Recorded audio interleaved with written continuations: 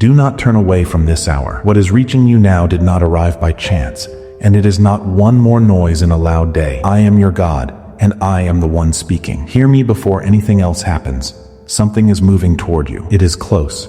It is not a vague shadow you can push to the back of your mind, and it is not sitting far off in some distant year. It is near enough that I am speaking now instead of later. I would not lift my voice like this over something small. I am not telling you this to frighten you. Fear has never been the way I lead. But a person who has been warned walks through a door differently than a person who walks in blind. You are being warned. Take that as kindness, because kindness is exactly what it is. You felt something today, a tightness you could not name, a moment where the room seemed to hold still, and you told yourself it was nothing. It was not nothing. That awareness was mine, set in you on purpose, and you were right to notice it. You have learned to talk yourself out of that feeling. You call it nerves. You call it too much thinking. You were taught to push past the quiet in you and keep moving because stopping feels like weakness to you. Today, I'm asking you to stop. Not for long, just long enough to hear me. Long ago, I woke a man in the night while a young child slept close by. I told him to rise and go, and I did not explain the whole picture to him. He did not argue with me. He did not wait for morning to weigh it out. He got up in the dark. And because he got up, the one he was guarding lived. That is how I often move. I speak before the harm, not after it. I give the instruction while there is still time to follow it, and the warning almost always sounds smaller than the thing it is protecting you from. That is why so many set it aside and keep walking. I am not putting a riddle in front of you. I am telling you plainly that in the space just ahead of you, there is a moment that will ask something of you. It may come as a decision. It may come as a conversation. It may come as one sentence you are tempted to speak. How you meet it will matter more than you know. You have already been through hard seasons. You know what it is to be handled roughly by life. So hear me clearly. This is not that I am not bringing punishment to your door. I am bringing you understanding ahead of time, so that you are not standing in the middle of something before you know what it is. You are not being set up to fail. I do not lay traps for the ones I love. What is ahead is not a test I built to catch you out. It is a place in the road where the ground is uneven, and I have chosen to walk it beside you, rather than leave you to walk it alone. I know how tired you are. That is part of why I am speaking now. Weariness dulls the ear. When someone has been carrying weight for a long stretch of road, they stop listening closely and start moving out of habit. Habit is exactly what will fail you in the hour ahead. So let me sharpen you. Not with alarm, with attention. Slow your breathing. Let your shoulders come down. Let the noise in your head settle until you can hear the one voice underneath all of it. That voice has been with you longer than any other, and it has never once lied to you. There is something else you need to understand. This warning is not only about avoiding harm. There is something good already growing in your life right now. It is young, it is not sturdy yet, and what is coming has the ability to press against it. You may not even be able to name that good thing yet. A door that has begun to move on its hinges, something bruised that has begun to knit back together. I hope you have not spoken out loud because saying it felt dangerous. I see it, I planted it, and I am not willing to lose it to one careless minute. So my instruction to you is not complicated, my beloved. Stay awake, stay slow, stay close to me. Those three things will carry you through what is coming. With every ping I have given you still whole in your hands, I have never left you to work your life out on your own strength. And I am not starting today. I am already ahead of you on this road. I have seen the turn you have not reached yet. Nothing about what is coming surprises me, and nothing about it is larger than my hand. Understand what kind of God is speaking to you. I am not one who stands at a great distance and remarks on your troubles. I come near. I involve myself. I interrupt. When my people were walking toward a cliff they could not see, I have stopped them in the road, and I have never once apologized for the interruption. Some who hear my voice want a full map. They want every detail spelled out before they will slow down. I rarely work that way, and there is a reason. If I gave you the whole picture, you would lean on the picture. I want you leaning on me, so I give you enough light for the next step. And I ask you to trust the hand holding the lamp. Right now in the quiet of this moment, let something in you agree with me. Not with your mind first, with your spirit. Let the part of you that has always known my voice say yes before your reasoning catches up. That agreement is the doorway through which everything else I have to say will come. Say amen out loud if you believe my voice is reaching you right now. Now let me tell you what to look for, because you are expecting the wrong shape. You are bracing for something loud. You are picturing a disaster with a clear announcement in front of it. That is not usually how trouble arrives. Real danger rarely knocks. It walks in wearing ordinary clothes at an ordinary hour. In the middle of an ordinary conversation, what is coming toward you will look normal. It may even look good.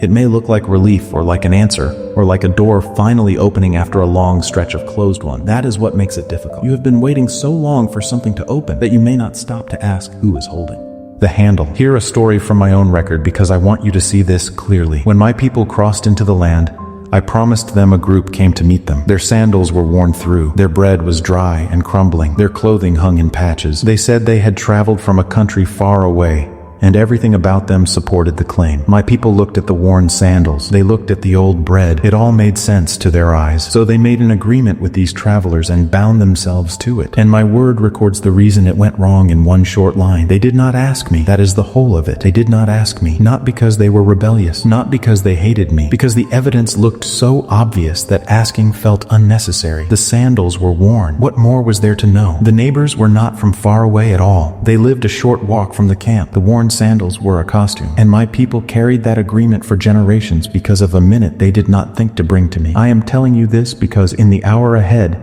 something is going to look obvious to you. The evidence will seem to line up. Your reasoning will move fast and arrive at a comfortable conclusion. And in that moment, the question will not be whether you are clever enough. The question will be whether you asked me. So ask me, my child, out loud if you must. Even 4 words will do. Even a breath in my direction while you are standing there deciding. I am not hard to reach, and I am not slow to answer when the answer is urgent. Understand something about the word familiar. You treat familiar as though it means safe. It does not. Familiar only means you have met it before. There are patterns in your life that have come around more than once, wearing a slightly different face each time, aiming at the same soft place they always aim at. You know the pattern. I mean, you may not be able to describe it, but your body knows it. There is a certain kind of person, or a certain kind of offer, or a certain kind of pressure that has cost you before. It is circling back not to finish you to find out if you have changed.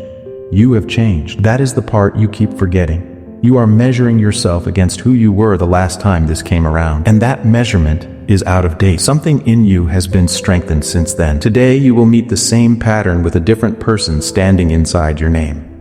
Now let me speak about your mouth, because this is where the greatest risk sits. In the hour ahead, you may feel a strong pull to speak. Something will be said that lands wrong. Something will be implied about you that is not true. Something will demand a defense, and the words will already be forming before you have decided to use them. That pull is not from me. I saw a young king lose a nation over a single answer. His people came to him asking for a lighter load. He had older, steadier voices telling him to speak gently. He listened instead to the ones who told him to sound strong. He answered harshly, and by evening the kingdom had split in two. It never came back together. One answer, spoken fast, spoken to look strong, and the cost outlived him. I am not asking you to be silent forever. I am asking you to be slow. There is a space between what happens to you and what comes out of your mouth. And that space is where your protection lives. Most people give it away. I am asking you to hold on to it in the hour ahead. You do not owe an explanation to everyone who demands one. You do not have to defend a life I am already defending. Let me say that again, because you have never fully believed it. You do not have to defend a life that I am already defending. Silence is not surrender. When you hold your peace under pressure, you are not losing the exchange. You are refusing to hand over the one thing they came for, which is your reaction. Take that away, and there is nothing left for the moment to work with. I know what it costs you. You want to be understood. You want the record set straight. You want someone to acknowledge that you were right. And you have wanted that for a long time in more than one situation. Set it down for now. I keep better records than they do, and I will settle every account in its proper hour. There is a strength in restraint that the world has never learned to see. It looks like nothing is happening. It looks like you let it go. But the one who can stand in the middle of provocation and not move is carrying something that cannot be taken by force. That is who I am asking you to be for the next stretch of road. Not defended, not loud, steady. Watch. Ask me and wait before you answer. Speak your amen. If you are trusting me in this hour, there is one more way you can tell the difference between my voice and everything else pressing on you. Learn this, and you will never be badly deceived again. I do not rush you. Read that again and let it settle. I have called you many things and asked many things of you, but I have never stood over you demanding an answer this second. When something is pushing you to decide right now, before you have thought, before you have prayed, before you have slept on it, that pressure did not come from my throne. Urgency and clarity are not the same thing. Urgency makes your chest tight and your thinking narrow. Clarity does the opposite. When I make something plain to you, the room gets wider, not smaller. You can breathe. You may still be uncertain about the outcome, but you are not frantic about the next step. So use that as your measure. If the pressure is squeezing you, step back from it. Whatever is real will still be there when you have prayed. Anything that cannot survive one honest pause was never meant for your hands. My child, I am asking you to place a portion of what you have, something of real weight, upon the altar of this work, as gold laid on the scales of this calling. Let it be a seed sown into deep water, an offering set on stone, not held back in fear. This is proof that your trust rests in my hand to provide, and that your heart no longer clings to lack. What you release in faith does not leave your life. It moves ahead of you into the harvest I am preparing. Now let me show you how I actually speak, because you have been listening for the wrong volume. There was a prophet of mine who ran until he could not run anymore. And then he asked to die. He was worn down to the bone. I brought him to a mountain and told him to stand there because I was going to pass by. A wind came first, strong enough to break rock. I was not in the wind. Then the ground shook underneath him. I was not in the earthquake. Then fire came through. I was not in the fire. And after all of it, when everything loud had exhausted itself, there was a low whisper. That was me. He had to cover his face to hear it. Think about that. The most dramatic display he had ever witnessed was the part where I was not speaking. The whisper was where I was. That is what is happening in you. You have been waiting for me to arrive with force. And while you were waiting for the earthquake, I have been speaking underneath your ribs in a voice so quiet you keep dismissing it. The signal you have been ignoring is the one you have been asking for. I want you to notice something about how I built you. There is a knowing in you that runs ahead of your reasoning. Your mind puts things together with evidence and argument. Your spirit does not need the argument. It arrives first, and it arrives without proof. And it is right far more often than you allow it to be. When those two disagree, you almost always side with your mind. You do it because your mind can explain itself and your spirit cannot. But an explanation is not the same as truth. Your mind can build a reasonable case for a thing that will cost you dearly. Your spirit will simply say no and offer you nothing to hold up in court. Side with your spirit. It is the older witness, and it is closer to me. Let me tell you about a man who was traveling a road he should not have been on. His animal stopped in the path and would not move. He struck it. It moved again, and then it pressed him against a wall. He struck it again. The third time, it simply lay down beneath him, and he was furious. He could not see what the animal saw. There was a messenger of mine standing in that road with a drawn blade. The stubbornness he was beating was the only thing keeping him alive. His anger was aimed at his own rescue. You have done this. There have been times when something in you refused to go forward, and you forced it. You called yourself afraid. You called yourself unspiritual. You pushed through the resistance because pushing through is what you have been praised for your whole life. Hear me. Some of that resistance was me. Not all of it. Fear is real and fear lies. But there is a difference between the fear that shrinks your world and the quiet refusal that plants its feet. And by now, you have felt both often enough to tell them apart. In the hour ahead, if something in you plants its feet, do not beat it into motion. Stop. Ask me what is standing in the road. I will tell you. I am not in the habit of hiding my reasons from someone who genuinely wants to know them. And if I do not answer immediately, that silence is an answer too. It means wait. Waiting is not nothing. Waiting is an action, and it is often the strongest one available to you. You have spent years believing that being still meant being passive. It never did. Standing still while everything around you is moving takes more strength than moving does. Anyone can be swept along. Only someone anchored can hold position. You are anchored. I set that anchor myself, deeper than you can see from where you stand. That is why the pressure of this hour will move things around you without moving you. I told you there is something good already forming in your life. I want to spend time on that now because protecting it is half the reason I am speaking. You have been so focused on what is wrong that you have not accounted for what is right. Something has begun. It is quiet. It has not produced results you can point to yet. And because you cannot point to it, you have not been guarding it. Here is how new things work in my hands. They start small and they start hidden. A grain goes into the ground and disappears. For a stretch of time, there is nothing to see. And anyone judging by appearance would say nothing is happening. That is exactly when the most is happening. Do not despise the small beginning. You have a habit of doing that. If a thing does not arrive fully grown, you assume it is not from me. But nothing I have ever built arrived fully grown. Everything I make comes up from underneath. Let me tell you about a woman who was out of options. Her household was in debt, and the collectors were coming for the two people she loved most. She had nothing left in the house but a single small jar with a little oil in it. I told her through my prophet to borrow every empty vessel she could find, not a few, everyone. Then she was told to go inside her own house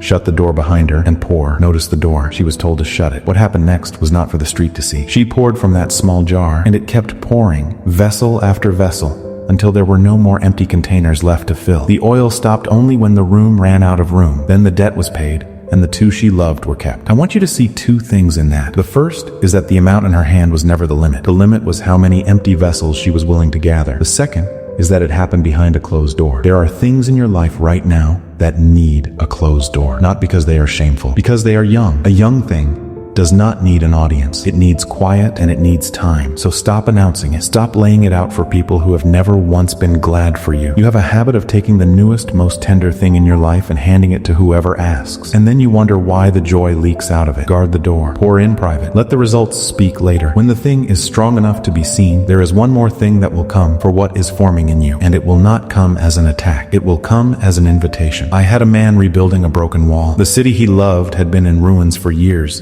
and he had finally gotten the work moving. His opponents saw they could not stop him by force, so they changed tactics. They sent him a friendly message. Come down and meet us on the plane. Let us talk. Just a conversation. 4 times they asked.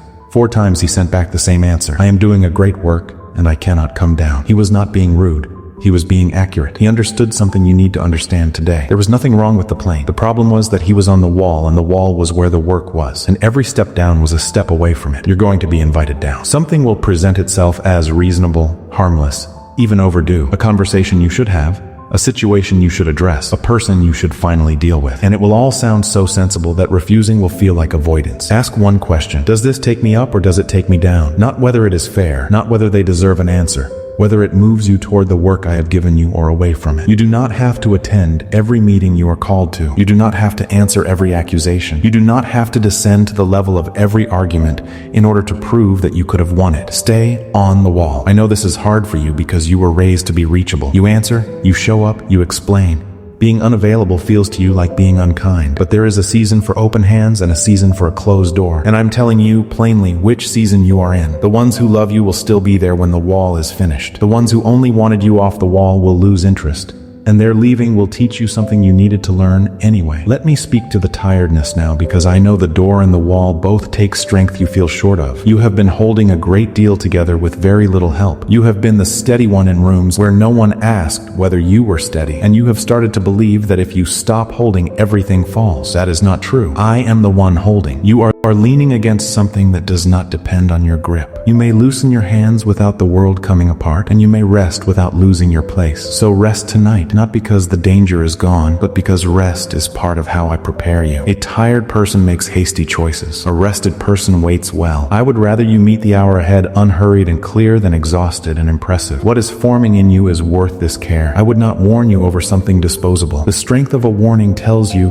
the value of what is being protected. And I am speaking to you with everything I have. Now I am going to tell you something about the prayers you thought went nowhere. Listen closely, because this will change how you understand the last several years of your life. There was a man who prayed for understanding and then waited. 3 weeks went by. He ate almost nothing. He stayed in that posture day after day with no reply, and by the end of it, he was worn thin and beginning to wonder whether he had been speaking into an empty sky. When the answer finally reached him, it came with an explanation he had not expected. He was told that his words had been heard on the very first day, not the 20th, the first. The reply had been sent immediately, and it had met resistance on the way. Sit with that, my child. He had spent 21 days believing he had not been heard, and he had been heard within the hour. What he interpreted as my absence was a contested road. There was pressure against the answer, not against the asking. And when the resistance held too long, I sent the captain of my own host to break through it, and the message arrived. I am telling you this because you have your own count of days. You know exactly which prayer it is. You stopped bringing it to me because bringing it up again hurt more than leaving it alone. You decided the silence meant no. The silence did not mean no. Some of what you asked me for has been in motion the entire time, moving through ground you cannot see against pressure you were never asked to fight. You have been judging the whole matter by the only part of it that was visible to you, which was your own waiting room. Do not build your understanding of me out of what you can see.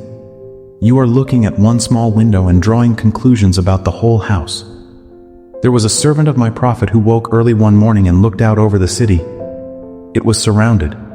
Horses, chariots, soldiers on every side. He ran back inside in a panic, asking what they were going to do. The prophet was not alarmed. He asked me to open the young man's eyes, and when they were opened, He saw the hillside above the enemy filled with horses and chariots of fire. The help had been there the whole time. It had been there while he panicked. Nothing changed in the field that morning except what he could perceive. That is your situation more often than you know. You have counted the opposition carefully and never once counted what stands on the hill. You are precise about your problems and vague about my resources. So you live braced when you could live steady. There have been nights in your life when something turned in your favor and you never learned why. A situation that should have crushed you simply lost its momentum. A person who was determined to harm you moved away or moved on. A threat came right up to your door and then stopped there. You called it luck. You called it a close call. It was not either of those. I have settled entire matters in a single night before, and the ones who woke in the morning found the field changed without a sword being lifted by the people I was defending. I do not need you to fight what I have already handled. I need you to stop rehearsing a battle I have finished. Now, here's something about those who have set themselves against you. There was a man in a palace who built a structure meant to destroy someone he hated. He measured it. He had it made high enough that the whole city would see it. He went to bed satisfied, and by the end of the following day, the thing he had built was used on him instead.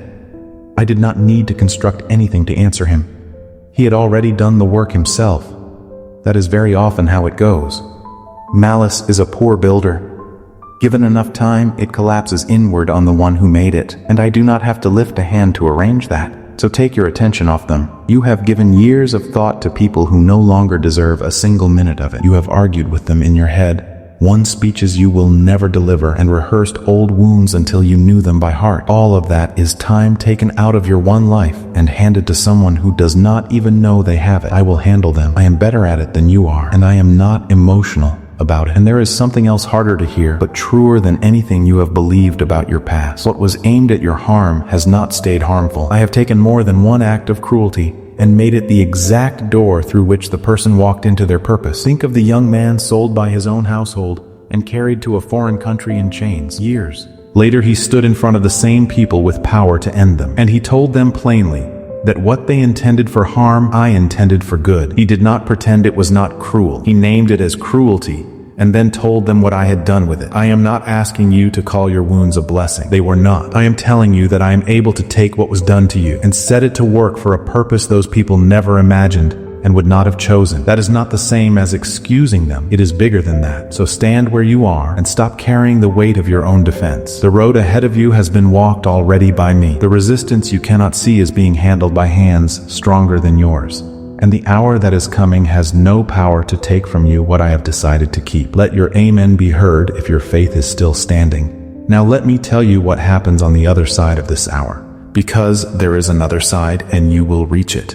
The pressure will ease. The thing that was approaching will pass through or pass by, and the air around you will change. You will notice it in your body before you notice it in your thinking. Something in your chest will loosen and you will realize you have been braced for days. That is when I need you to be careful. And this is the part most people miss entirely. They hold steady through the difficulty and then let go completely the moment it lifts. They guard the gate all night and leave it open at dawn. Two things will come for you after this passes. I want you to know both of them by name before they arrive. The first is second thought. You will begin to wonder whether you handled it correctly. You will replay the moment and find angles you did not consider. You will ask whether you were too cautious, whether you missed an opportunity, whether the whole warning was your own imagination working overtime. Understand where that comes from. It is not from me. I do not bring you through Summit Ader. He stood in front of the same people with power to end them. And he told them plainly that what they intended for harm, I intended for good. He did not pretend it was not cruel. He named it as cruelty, and then told them what I had done with it. I am not asking you to call your wounds a blessing. They were not. I am telling you that I am able to take what was done to you and set it to work for a purpose those people never imagined and would not have chosen. That is not the same as excusing them. It is bigger than that. So stand where you are and stop carrying the weight of your own defense. The road ahead of you has been walked already by me. The resistance you cannot see is being handled by hands stronger than yours. And the hour that is coming has no power to take from you what I have decided to keep. Let your amen be heard if your faith is still standing. Now let me tell you what happens on the other side of this hour, because there is another side, and you will reach it. The pressure will ease. The thing that was approaching will pass through or pass by, and the air around you will change. You will notice it in your body before you notice it in your thinking. Something in your chest will loosen and you will realize you have been braced for days. That is when I need you to be careful. And this is the part most people miss entirely. They hold steady through the difficulty and then let go completely the moment it lifts. They guard the gate all night and leave it open at dawn. Two things will come for you after this passes. I want you to know both of them by name before they arrive. The first is second thought. You will begin to wonder whether you handled it correctly. You will replay the moment and find angles you did not consider. You will ask whether you were too cautious, whether you missed an opportunity, whether the whole warning was your own imagination working overtime. Understand where that comes from. It is not from me. I do not bring you through something ahead. Do not take the first thing that presents itself simply because standing in an open room is uncomfortable. What is coming to fill that space is better than what left it, and it is not in a hurry because it does not need to be. Let me be specific about what I am moving toward you. There is provision that has been held in the wrong hands, and I am moving it. Not because those hands are being punished, though some are, but because it was never theirs to hold. What was stored up in places that do not honor me has a way of coming loose, and I know precisely where it is going. There are deaths that have followed you for years, and I am not impressed by their age. A thing does not become permanent simply because it has lasted a long time. What has been draining you month after month is going to stop draining you, and you will notice the quiet where the pressure used to be. There is a weariness in your body that no amount of sleep has touched. I am dealing with that. Strength is going to return in a way you cannot account for by anything you did differently. You will simply notice one morning that you got up without dread, and you will not know when that changed. There are those you love who are woven into this, and I have not forgotten one of them. The ones you carry to me by name. The ones you pray for without ever saying the words out loud. The ones whose troubles wake you in the night. I see the whole household. What I am doing in you does not stop at the edges of you, and there is a door that has been closed so long you stopped checking it. I am opening it, not part way, not as a test. Opening it in a season where you have the wisdom to walk through it well, which you did not have the last time you knocked. Now let me speak about rest, because you will be tired when this passes, and you will try to push through the tiredness. One of my prophets collapsed under a tree in the wilderness and asked to die. I did not lecture him. I did not question his faith. I sent food and I let him sleep. Then I woke him, gave him more, and let him sleep again. Only after that did I speak to him about the road ahead, and it was a long road, and he walked it. That is how I restore someone, not with a speech, with bread and sleep and time. So when this pressure lifts, eat something and rest, and let me handle the rest of it. You are not lazy for needing that. You are a living thing, and living things recover. I am not finished with you. This hour is not the summit of your life. It is a narrow section of a much longer road, and what you learn passing through it will serve you for years. There is a reason this is happening now, and it is larger than the hour itself. I want you to understand it before I finish. You are being sharpened for something. The awareness I am asking of you today is not a one-time requirement for one difficult afternoon. It is a skill, and I am teaching it to you now because you are going to need it later. In a season where more depends on your judgment than depends on it today, there was a boy who slept in my house as a servant. He heard a voice in the night and assumed it was the old man he worked for. He got up, went to him, and was sent back to bed. It happened again and again. 3 times he heard me, and 3 times he ran to a human being. He was not stubborn. He simply did not know the sound of my voice yet, and no one had taught him. Finally, the old man understood what was happening and told the boy what to say. So when I called the 4th time, the boy answered, "Speak, for I am listening." From that night forward, he never mistook me for anyone else, and he heard me for the rest of his long life. Everyone who hears me clearly was once someone who did not. There was a stretch of years where you were running to the wrong doors with my voice in your ears. Those years were not wasted. That was how you learned the difference. And today, when I speak, you may argue with it. But I want to show you one more thing because it tells you what kind of God has been arranging your steps. There was a man praying on a rooftop in the middle of the day, and I gave him something to see that unsettled everything he had been taught. At the same hour in another town, a foreign officer who had never belonged to my people was also praying, and I spoke to him too. Neither knew about the other. Then I moved them toward each other, messengers on the road, an invitation, a house full of people waiting. And when the two finally stood face to face, the man from the rooftop said the thing I had brought him there to understand, that I show no partiality, that there is no one outside the reach of what I am doing. Two people, two separate roads, one intention holding both ends. That is how I work, and that is how you came to be hearing my voice on this particular day. You have wondered whether you count, whether the general goodness you believe about me applies to your specific life, in your specific circumstances, with your specific history. It does. There is no category of person I attend to more carefully than you. There is no line you fell behind. And here is what I am doing with the discernment I am building in you. I am not making you cautious. I am making you useful. There was a moment in one of my prophet's lives where he stood in my presence and heard me ask a question aloud. Whom shall I send? Who will go for us? He was not chosen for being flawless. He had just admitted he was not. He answered anyway, here I am, send me. That question is still being asked, and you are in the room when it is asked. What you are learning in this narrow hour, the pausing, the asking, the refusing to be hurried, is not only for your own protection. There are people around you who are about to walk into decisions with no one to steady them. And you are going to be the steady one. You know how it feels to be unwared. That is exactly why you will recognize it in someone else's face. What you are passing through is making you the person you needed when no one was there. So carry this forward not as fear as attention. When something feels rushed, slow it down. When something feels unclear, wait for it to clear. When something feels wrong, step back from it and ask me. Those 3 habits will save you from more trouble in your remaining years than any strategy you could devise. Now receive what I am placing on you. I set a covering over your comings and goings. Let the plans made against you fall apart in their own hands. Let the pressure that has followed you lose its grip and lose interest. Let doors open in front of you before you have to knock twice. Let provision find you from directions you never expected. Let your mind be quiet at night. Let your body carry its work without breaking.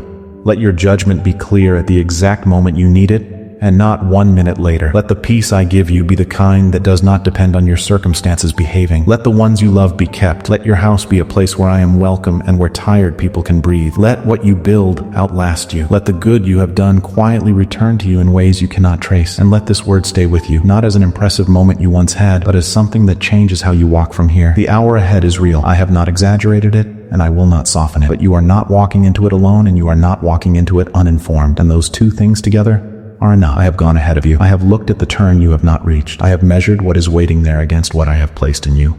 And I am not concerned. You will come through this. Not barely, not damaged. You will come through it steadier than you went in. So lift your head, my beloved. Stop bracing. Take one full breath and let it out slowly, and understand that the God who made everything you can see has taken the time to warn one person by name before the moment arrived. That is how much you matter to me. Go carefully, go slowly, go with your ears open and your mouth in no hurry, and know that every step you take from here is a step I am already standing in. There is one more thing I would place in your hands before this hour arrives. Do not measure the strength of what is forming in you by how quiet it still is. Quiet does not mean fragile. Quiet often means protected. I have kept more than one work of mine from premature exposure, and what I shield, I also sustain. The same hand that warns you is the hand that feeds what is growing. You do not have to force it into daylight before it's time. You do not have to prove it to anyone who has not been given eyes to see it. Simply tend it. Water it with trust. Refuse the invitations that would pull your attention away from it. In the days that follow this passing pressure, you will begin to notice small confirmations. A conversation that opens without striving. A provision that arrives without the old scramble. A clarity in a place where you used to feel only fog. These will not come as spectacle. They will come as evidence that I have been working while you waited. Receive them without demanding more at once. I am not finished building in you, and I am not finished building around you. The road ahead still holds more than this single turn. Walk it with the same attention I have asked of you today, and you will find that what once felt like survival begins to feel like stewardship. I am with you in both. Say your amen now and let it be the first word of the road ahead. We run on viewer support only. For exclusive member-only content, scan the QR or see the pinned comment. God bless you.